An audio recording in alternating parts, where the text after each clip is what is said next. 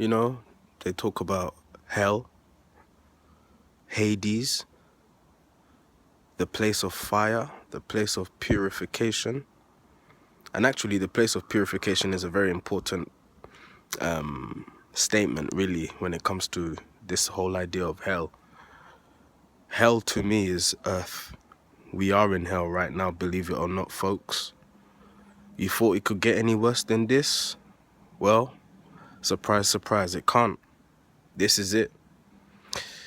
They talk about hell being the place of fire, place of purification. That purification is what you're going through now.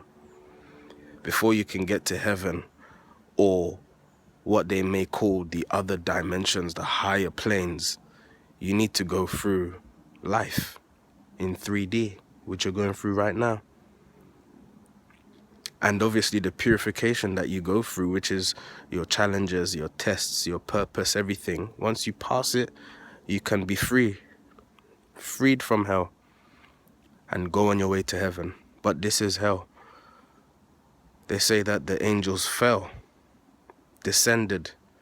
They say that Adam and Eve fell when they ate the forbidden fruit and were cast out the Garden of Eden. All of that, bearing in mind the constant is falling, is all about the earth falling from, whether you call it the fourth dimension or a higher plane, down to 3D. So the whole world, through its separation from the oneness of God, or from a closer connection anyway, fell. So this is hell.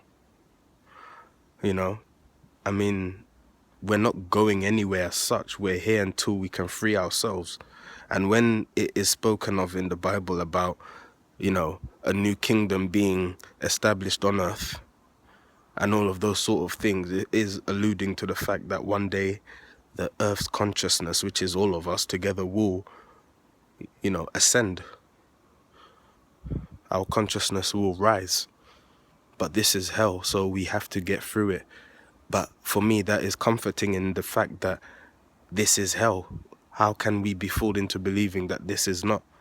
Separation from God is hell. And when I say separation from God, I mean separation from knowing yourself. And this is what we're trying to do in this life. I said before that we're integrating ourselves. That's the whole purpose of this life, integration. And we must go through hell in order to integrate ourselves. That is the testing times. This is the fire. And of course, you may want to look at the Bible literally and what it says literally, but if you're looking at it for what it is, metaphorically, reading between the lines, you'll realize that this is the fire, this is hell, this is Hades.